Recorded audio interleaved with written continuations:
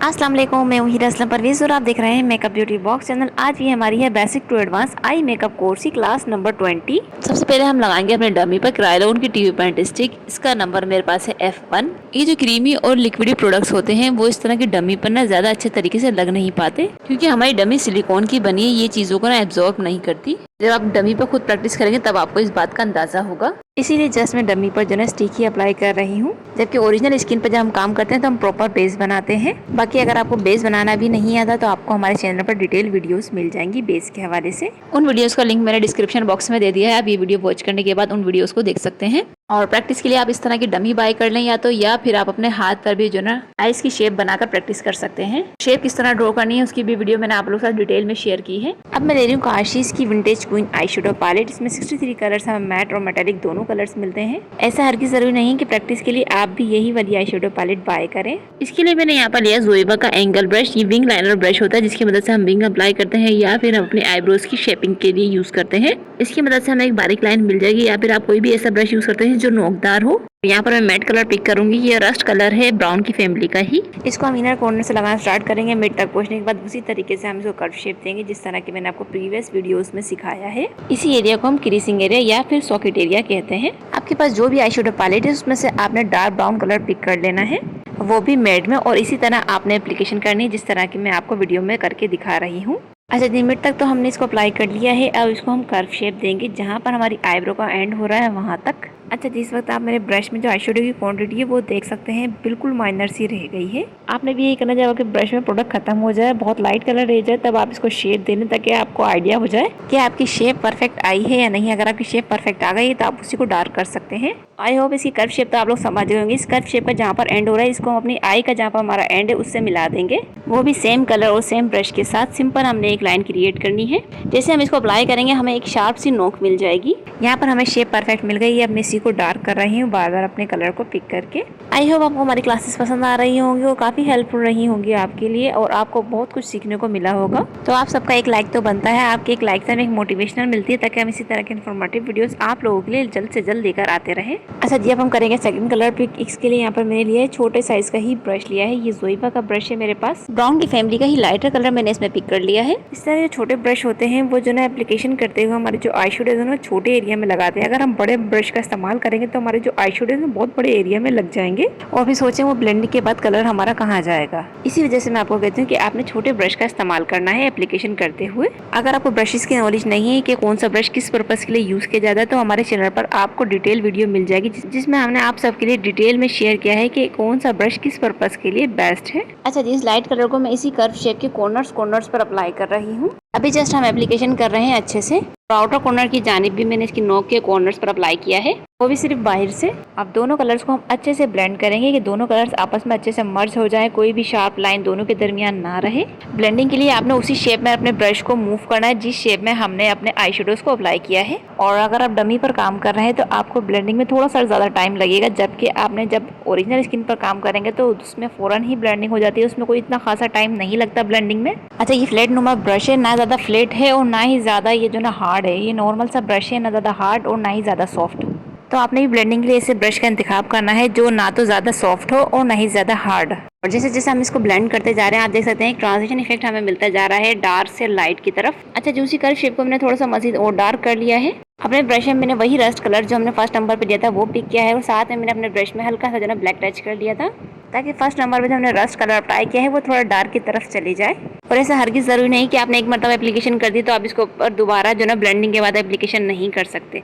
ऐसा हरगिज़ जरूरी नहीं है। ब्लेंडिंग करने के बाद हमारे जो कलर्स होते हैं वो स्प्रेड हो जाते हैं, इसी वजह से वो लाइट की तरफ चले जाते हैं। अगर आपको लगे कि वो लाइट हो गए तो बाद में आप मजीद उसके ऊपर एप्लीकेशन करके अच्छे से सेट कर सकते हैं। थर्ड नंबर में येलो की फैमिली का येलो कलर पिक कर रहे हैं। ये भी मैट कलर है। साथ में मैंने लिया है जोएबा का क्रीज ब्रश। ये राउंड और फ्लफी सा ब्रश होता है, और हमने जो अपने ब्रश में क्वांटिटी पिक की है उसको मैं यहाँ पर लाइटर कर रही हूँ। येलो मुझे बहुत माइनर सा कलर चाहिए, बहुत ज्यादा यहाँ पर मैं येलो अप्लाई नहीं करूंगी, इसी वजह से मैंने अपने हाथ पर येलो की जो क्वांटिटी है ना वो कम कर ली है। सेकंड नंबर पे जो हमने आई शेडो अप्लाई किया था उसकी आप देख सकते हैं बिल्कुल शार्प सी लाइन हमें दिख रही है। अब जैसे जैसे हम इसको ब्लेंड करते जाएंगे लाइटर शेड के साथ ये स्मूथली जो ना हमें इफेक्ट देगा। इसको हम क्रीज ब्रश की मदद से ही ब्लेंड करेंगे। ये हमारा राउंड और जो ना फ्लफी सा ब्रश होता है। इसको ब्लेंड करने के लिए अपने ब्रश को यहाँ पर मैं कभी सर्कुलर मोशन तो कभी वाइपर मोशन में मूव कर रही हूँ। और जब तक ये ब्लेंडर है तब तक मेरी न्यू व्यूअर्स से गुजारिश है कि अगर आपने अब तक हमारे चैनल को सब्सक्राइब नहीं किया तो जल्दी से हमारे चैनल को सब्सक्राइब कर लें और साथ ही बेल आइकन पर जरूर क्लिक करें ताकि आने वाली नई इन्फॉर्मेटिव वीडियोस आपको सबसे पहले मिलती रहे। और यहाँ पर हमारी ब्लेंडिंग कंप्लीट हो गई है। तकरीबन आप देख सकते हैं कि कोई भी हार्श एजेस नजर नहीं आ रहे हमारे आई मेकअप में। और आपने भी ऐसे ही चेक करना है, जब आपको लगे कि आपकी ब्लेंडिंग कंप्लीट हो गई है, शार्प एजेस अब नजर नहीं आ रहे हैं, तब आप अपनी ब्लेंडिंग को स्टॉप कर सकते हैं। अब हम करेंगे कट क्रीज। कट क्रीज के लिए यहाँ पर मैंने लिया जोएवा का फ्लैट ब्रश। ये बिल्कुल फ्लैट सा ब्रश है राउंड शेप में।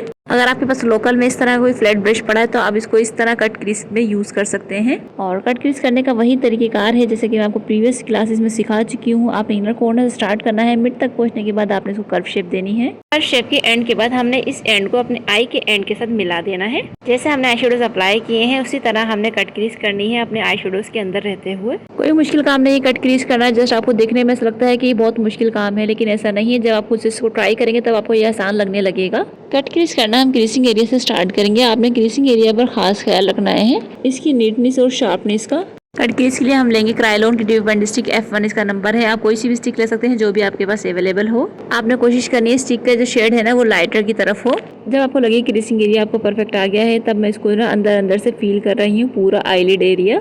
कॉर्नर से स्टार्ट करते हुए कट क्रीज को हम मिड तक ले गए हैं। मिड के बाद मैं इसको कर्व शेप दे रही हूँ। जहाँ पर हमारी आईब्रो का एंड है वहां तक मैं इसको कर्व शेप दूंगी। कट क्रीज करते हुए आपने अपने ब्रश की जो स्पीड है ना वो स्लो रखनी है कि जल्दबाजी में आप शेप खराब कर सकते हैं। जब आप एक मरतबा जो ना कट क्रीज कर लेंगे तब आपको ना एक गाइडलाइन मिल जाएगी, फिर आपने उसी को फॉलो करना है, वहीं से आपने इसको नीट करना है। इस कट क्रीज को हमने आई शेडोज के अंदर रहते हुए क्रिएट करना है। जहाँ पर हमारी आई का एंड है वहां से मैं एक लाइन क्रिएट कर रही हूँ इस कट क्रीज के लिए। तो ये आउटर कॉर्नर पर हमने एक शार्प सी नोक बना लेनी है। इसी एरिया पे जो हमने कट क्रीज की थी उसके साथ अटैच करते हुए, लेकिन जो आउटर कॉर्नर पर आपने आई शेडोज अप्लाई किए हैं वो आपके खराब ना हो, इस बात का आपने ध्यान रखना है। पहले आप शेप दे लें। शेप देने के बाद आपको लगे कि ये आपकी जो शेप है वो कम है तो आप इसको ज्यादा भी कर सकते हैं। और यहाँ पर मैं आपको बताना चाहती हूँ कि आप में से बहुत से स्टूडेंट्स ऐसे हैं जो प्रैक्टिस करके हमारे साथ जो है पिक्चर शेयर कर रहे हैं, लेकिन अपना काम हमारे साथ लाजमी शेयर करें ताकि हम आपको चेक करके बता सके। लेकिन आपने क्लास 1 से स्टार्ट करना है। क्लास 1 की प्रैक्टिस करके आप इंस्टाग्राम पर अपने पोस्ट कर सकते हैं, हमें टैग कर सकते हैं साथ में, या फिर आप हमें इनबॉक्स भी कर सकते हैं। और आपने क्लास 2 की प्रैक्टिस तब तक नहीं करनी जब तक हम आपकी क्लास 1 पास ना कर दें। तो हो गई हमारी चेकिंग की बात कि आपने प्रैक्टिस करके हमें किस तरह चेक करवाना है अपना काम। अच्छा, आउटर कॉर्नर की जाने मुझे एक्चुअली से लग रहा है बहुत ज़्यादा है हमारे बाहर आ गए, इसलिए यहाँ पर मैं जो है क्लीन कर रही हूँ उसको उसी फ्लैट ब्रश और स्टिक की मदद से। अच्छा जी, यहाँ पर मैं ले रही हूँ ग्लैमरस की आई लैश ग्लू। वाइट कलर की ट्रांसपेरेंट लैश ग्लू है। आपने भी ट्रांसपेरेंट लैश ग्लू लेनी है, चाहे वो किसी भी ब्रांड की हो। जस्ट लैश ग्लू का मैंने 1 ड्रॉप लिया है। इसमें जो है मैं 2 से 3 ड्रॉप जो है सिंपल वाटर के ऐड करके मिक्स कर लूंगी। ये हमारा ग्लू तैयार हो जाएगा। और ब्रश हमने लेना लाइनर ब्रश। कोई भी आप थिन सा जो है लाइनर ब्रश ले सकते हैं इसके लिए, वो लेकिन अलग हो। ऐसा ना हो कि आप वही ब्लैक वाला जो है लाइनर जिससे अप्लाई करते हैं वही ब्रश ले लें तो आपका जो ग्लू है ना वो ब्लैक कलर का हो जाएगा, ट्रांसपेरेंट नहीं रहेगा। हमने लगाना है मीका आइस के लेजर ग्लिटर। इसका नंबर है 10। सबसे पहले अपने ब्रश में ग्लू को आपने पिक कर लेना है। कट क्रीज की आपको शेप दिख रही है, इसके कॉर्नर्स पे आपने इस ग्लू को अप्लाई करना है, लेकिन उसी कर्व शेप में आप इसको अप्लाई करेंगे। स्लोली स्लोली आपने ग्लू को अप्लाई करना है। अगर आपका ग्लू जो ना इस लाइन की अबव चले गया, दूसरी तरफ चले गया, तो आपके जो ग्लिटर्स है ना वो भी आपके दूसरी तरफ लग जाएंगे जो कि शेप खराब करेंगे आपके आई मेकअप की। कट क्रीज की आपने शेप पर इस ग्लू को अप्लाई करना है। जिस तरह हमने आउटर कॉर्नर पर एक शार्प सी लाइन बनाई है, आप देख सकते हैं विंग की, आपने उस पर भी इस ग्लू को अप्लाई करेंगे। अब हम करेंगे ग्लिटर्स की एप्लीकेशन। इसके लिए यहाँ पर मैं फ्लैट ब्रश यूज करूंगी। अपने ब्रश में इन ग्लिटर्स को पिक करें। जहाँ पर आपने ग्लू अप्लाई किया है कर्व शेप में, उसी शेप में आपने इन ग्लिटर्स को अप्लाई करना है। ये ग्लू के साथ इजीली स्टिक हो जाएंगी। कट क्रीज के कॉर्नर्स में हमने ग्लिटर्स की एक लाइन देनी है। उसके बाद जो भी ग्लिटर्स अवेलेबल हैं जिस भी ब्रांड के, आप वो लगा सकते हैं। जरूरी नहीं कि आप ये वाले ही बाय करें। नो डाउट इनकी ग्लिटर्स की क्वालिटी बहुत आउट क्लास है, लेकिन अभी आप प्रैक्टिस कर लें। अभी आप कोई से भी अफोर्डेबल ग्लिटर्स ले सकते हैं। ये थोड़े से लिटिल बिट एक्सपेंसिव है, लेकिन जब आप इंशाल्लाह प्रोफेशनल बन जाएंगे, आप अपने सैलून में इसी तरह जो ना अच्छी प्रोडक्ट्स रखिएगा ताकि आपके क्लाइंट्स आपसे खुश होकर जाएं और दोबारा भी आप ही के पास आएं। ऐसा उसी वक्त पॉसिबल है जब आप अच्छा काम करें और अच्छी प्रोडक्ट्स का इस्तेमाल करेंगे। पूरी कट क्रीज की कॉर्नर्स पर मैंने जो है इस ग्लिटर्स को अप्लाई कर दिया है, आप देख ही सकते हैं। अब ये कहीं पर भी हमारे फॉलो अप नहीं होंगे। जहाँ पर हमारी आई का एंड है और जहाँ पर हमारी आई का एंड है मैंने वहाँ पर भी ग्लिटर्स अप्लाई किए हैं। अब बारी है ब्लैक आईलाइनर की। यहाँ पर मैंने लिया क्रिस्टीन का केक आईलाइनर और इसको मैं अपर रिम पर अप्लाई करूंगी। केक लाइनर हमेशा पेस्ट की सूरत में बनाकर अप्लाई किया जाता है। आपने अपने ब्रश को सिंपल वाटर में डिप करके अपने ब्लैक लाइनर के साथ अच्छे से एक पेस्ट तैयार कर लें। ये पेस्ट ना ज़्यादा थिक होगा आपका और ना ही ज़्यादा थिन।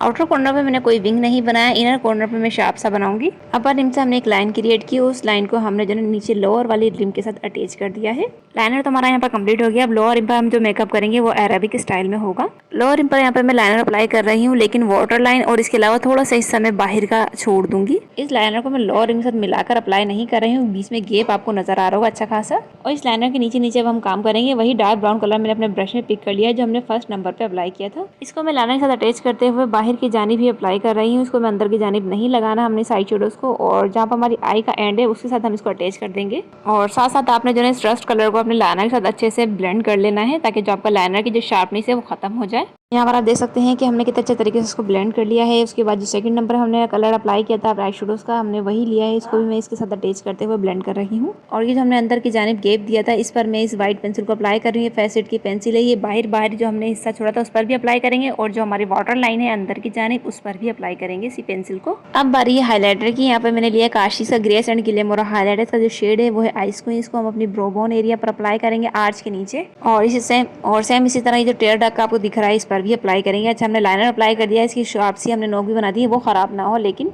लाइनर्स के ना कॉर्नर्स में इस हाईलाइटर को अप्लाई करें, ताकि हमारा जो इनर कॉर्नर है वो खराब ना हो। और जरूरी नहीं कि प्रैक्टिस के लिए आप भी यही वाला हाईलाइटर अप्लाई करें, आप क्रिस्टीन का इंटरफेरी शेड ले सकते हैं। अब इस हाईलाइटर को हम फिंगर की मदद से अच्छे से ब्लेंड कर लेंगे। जो शार्प एजेस आपको दिख रहे होंगे वो अच्छे से आपने जो है स्मूथ कर लेने हैं। सेम इसी तरह इनर कॉर्नर वाले हाईलाइटर को भी हमने ब्लेंड करना है।